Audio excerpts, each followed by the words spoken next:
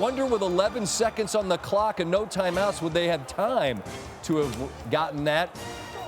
The drop makes it moot. Joe Buck, Troy Aikman join us now.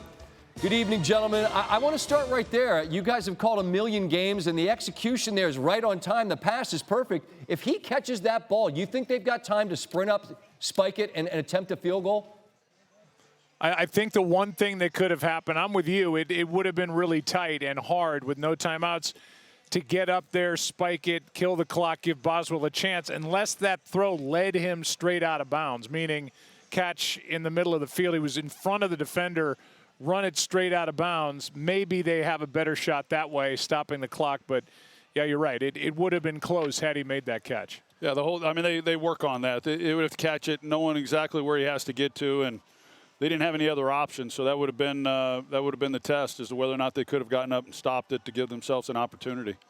Joe, it's unfortunate for them they didn't get the chance, though, right, you know. Right, and again, you're right. As you said on the call, gentlemen, Pat had such a huge game for them and just couldn't secure that one.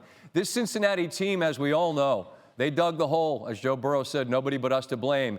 This march towards potentially getting in began on a Monday night in Dallas with an unlikely victory. But, Joe, I'm interested, what's impressed you most about this Bengals team and their ability to stay in the fight and at least give themselves a glimmer?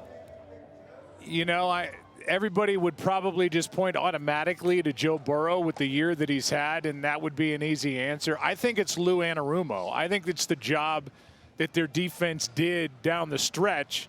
A defense, you know, people were calling for his job, and he's been so good coordinating this defense. He's in his 6th year as well. He was a hot potential head coaching candidate a couple of years ago, and he and his group, they figured out a way to get it done. So they win their final 5 games. They have a chance. And like Joe Burrow said at the end of the game, it was a gritty, close game. And for them, it had to feel good to win one of those instead of what they've done this season, which is lose some heartbreakers.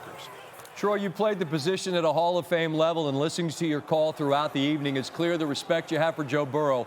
Your admiration for what he does begins where? What most impresses you? I just think he's an old school quarterback, and for guys like myself that were pocket passers, that's how you had to play the game. You had to anticipate, you had to be able to read defenses, you had to throw the ball on time, you had to know where the receivers were going to be. The receivers had to know when the quarterback was going to be throwing it, turning it loose, and he's just masterful in that. And it's kind of a lost art. The game has changed, and I'm not saying that's a bad thing, but the way he plays the position is what I identify most with. And, you know, he does move around and he is able to create and make plays because he is healthier than what he has been at different times in his career. But he's not Josh Allen, and he's not Lamar Jackson and those type of guys that can run around and make plays. He's got to do it a little bit of a different way, and yet he does it as effectively as any of those other guys. I just think that he plays the position at such a high level. He's a real joy to watch. He's my favorite quarterback to watch, and that's saying something because all those guys I mentioned, in addition to Patrick Mahomes and many others, I enjoy watching all of them because I think this position's being played at a really high level at a lot of places around the league. Joe, I'm confused because I was under the impression that the foot speed of the man to your right was such that he could have run had he chosen to. It was more that you just chose to make your living there in the pocket.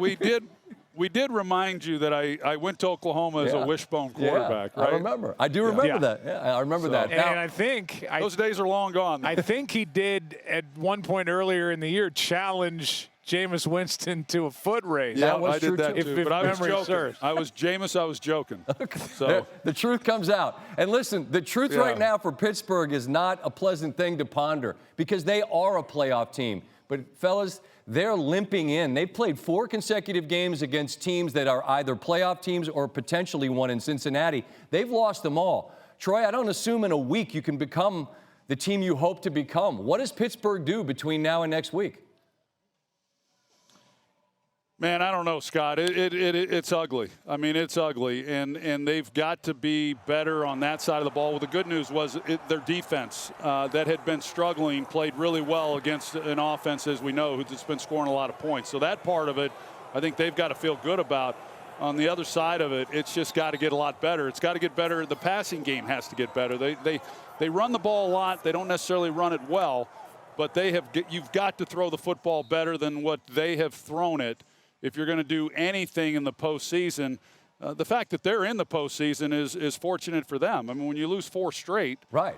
Typically that's not enough to get in. Joe, I'll give you the final word, and I imagine perhaps you echoed Troy's thoughts, maybe not. Maybe you saw something we didn't in Pittsburgh, but I just don't know where you feel confident offensively. I don't know what they can do. What's your sense of this?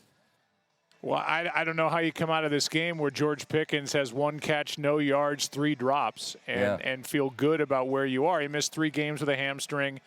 He had 3 catches last week in his return from that. But, yeah, we all saw the same game. And we heard Mike Tomlin at the end of the half say when they were trying to get 1 yard, if we don't get 1 yard, if we can't get 1 yard, we don't deserve to win this game. They came close. They had that 1 good drive in the second half. But it wasn't good enough tonight. And whether they, are a 5 seed or a 6 seed, as Troy said earlier in the game, does it really matter if their offense is going to look like this? They're going to have to protect better, and they're going to have to get Pickens involved more. No matter what, he's their top target on the outside, and he's that guy by a mile. Yeah, they're one and done, Scott. If they don't play better on offense than they did tonight, it's going to be a short trip in the postseason, and they'll be looking for their first playoff win since 2016 going into next year.